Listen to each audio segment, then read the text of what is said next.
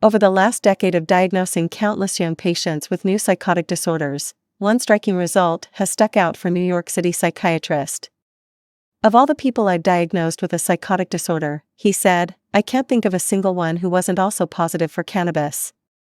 An assistant professor of clinical psychiatry at Columbia Irving Medical Center is one of many experts raising serious concerns about the increasing marijuana use by adolescents and young adults. And the evidence is growing of marijuana's association with psychiatric disorders such as depression, bipolar disorder, and schizophrenia, especially in young men. New research published this month, involving millions of people worldwide over decades, is adding to worries that heavy use of high-potency cannabis and legalization of recreational weed in many U.S. states could exacerbate the nation's mental health crisis in young adults. There is a big sense of urgency not just because more people are smoking marijuana, but because more people are using it in ways that are harmful, with higher and higher concentration of THC, a director of the National Institute on Drug Abuse, NIDA, said in an interview. One of the studies, from researchers in Denmark in collaboration with the U.S. National Institutes of Health, found evidence of an association between cannabis use disorder and schizophrenia. The finding was most striking in young men ages 21 to 30, but was also seen in women of the same age. The paper, published in the journal Psychological Medicine, looked at data from almost 7 million men and women in Denmark over the course of a few decades to look for a link between schizophrenia and cannabis use disorder. The magnitude of the connection between cannabis and schizophrenia for young men, surprised study, was expecting the number to be closer to 10%. This is worrisome. There are now 22 states that allow recreational use of marijuana, with Minnesota likely to become the next state to legalize it. Whether recreational cannabis laws contribute to underage consumption is unclear, but FOCAU has made addressing cannabis use among teenagers one of NIDA's top priorities. Daily marijuana use among young adults has risen to record highs, with more than 1 in 10 of young adults ages 19 to 30 now reporting daily use, and almost half reporting use within the last year, according to the agency's most recent data. Another study, led by Sultan and Columbia researchers published earlier this month, found that teenagers who use cannabis only recreationally are 2 to 4 times more likely to develop psychiatric disorders, including depression and suicidality, than teenagers who don't use cannabis at all. Because research to date has been observational and doesn't directly prove cause and effect, the connection between marijuana and psychiatric disorders is controversial. It's unclear whether people who already have or are developing psychiatric conditions are more likely to turn to cannabis as a way to self-medicate or whether cannabis use triggers mental problems. FOCAU is optimistic that a large ongoing study on adolescent brain development at the National Institutes of Health can help answer this question. Sultan acknowledged the limitations of the evidence. "It's sort of this circular feedback where they're kind of just feeding off each other," he said. A psychiatrist at Yale University who has been studying cannabis for 20 years, insists there are too many lines of evidence to ignore.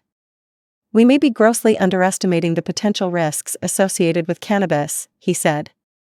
Given increasing legalization and rising potency in cannabis products, has never been more worried about the mental health effects of cannabis use among youth.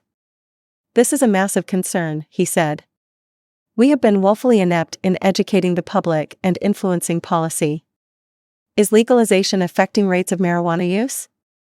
Early data suggests that in young adults ages 18 to 25, legalization is leading to higher rates of cannabis use, particularly in Oregon and Washington, according to an analysis published earlier this month in the journal Substance Abuse.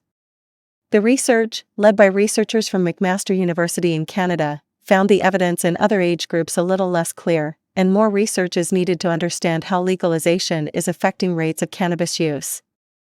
In areas where marijuana becomes legal and easier to access, concern is the ease with which products can be mixed, leading to a high total dose of marijuana consumed. "One of the biggest issues," she says, "is the lack of regulation on the concentration of THC in products. Marijuana consumed decades ago had concentrations of THC, the main psychoactive ingredient, of 2 to 3%, but cannabis products today can have THC levels as high as 90%. That's not even the case for alcohol, as you cannot put more than a certain percent alcohol into liquor, she said. The same thing with tobacco cigarettes, you regulate how much nicotine they have. Here, we have no regulation.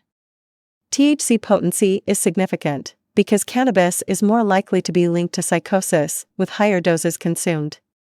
What age is the most vulnerable? Research has shown that the human brain is the last organ to fully develop and doesn't finish until the mid to late 20s. That makes adolescents and young adults particularly vulnerable to the effects of cannabis as their brains continue to mature. Really, the ideal time to consider using weed, if you're going to use it, is 26 or later, Sultan said. People who wait until at least age 26 are much less likely to become addicted or develop mental disorders. The greatest risks are clearly in the adolescent and young adult age range, she said. However, people with a family history of a psychotic disorder shouldn't use cannabis at all. What does cannabis do to the brain? Although scientists are still learning about the effects of marijuana on developing brains, studies so far suggest marijuana use in teenagers may affect functions such as attention, memory, and learning, multiple studies have found. It's somehow interfering with the connections that we use in our brain to distinguish between what's going on in our heads and what's going on outside of our heads, Levy said in reference to the psychotic symptoms that can happen. That cannabis use can have serious impacts on the developing brain because of its effects on the endocannabinoid system, a complex signaling system in the brain that marijuana targets. Endocannabinoid systems play an important role in sculpting the brain during adolescence, which is when schizophrenia usually manifests itself, he said. Disturbing that system with cannabis use could have far-reaching complex implications on brain development.